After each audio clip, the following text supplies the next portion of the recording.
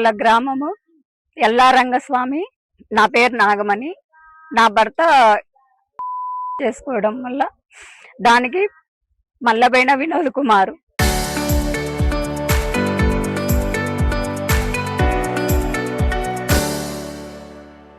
ST Tayyar భాష, శంకర్ నాయుడు, దేశబైన అశోక్.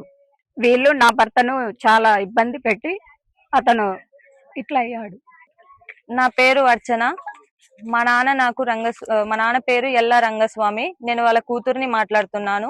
ఈ కేసుకి మా నాన్న చనిపోవడానికి కారణము కొంతమంది ఉన్నారు. వాళ్ళ మనుషులు ఎవరంటే, వాళ్ళ పేర్లు వాళ్ళు ఎవరు అంటే ఎస్ఐ బి కోటేశ్వరరావు, నెక్స్ట్ వచ్చేసి దేశబైన అశోక్ కుమార్, మల్లబైన వినోద్ కుమార్, ఎస్టీ తాహర్ భాష. వీళ్ళ నలుగురు ఉన్నారు ఇందులో.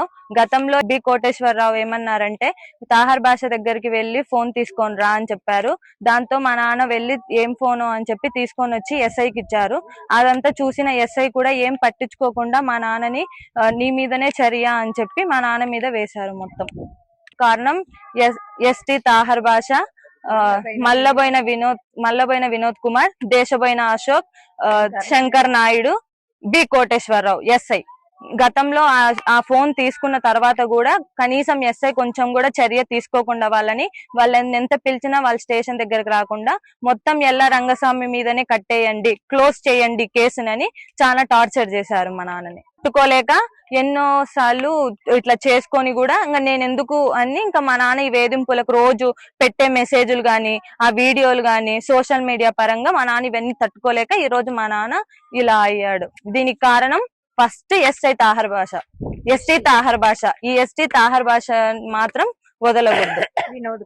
వినోద్ కుమార్ నెక్స్ట్, తర్వాత శంకర్ నాయుడు. ఇంకా ఎవరైతే ఉన్నారో ఈ కేసులో వాళ్ళందరూ కూడా బయటికి రావాలా. వాళ్ళందరికి కూడా ఏదో ఒక శిక్ష వేయాలా. దీనిని మాత్రము వదలకుండా ఏదో ఒకటి చెయ్యాలా ఈ కేసుని.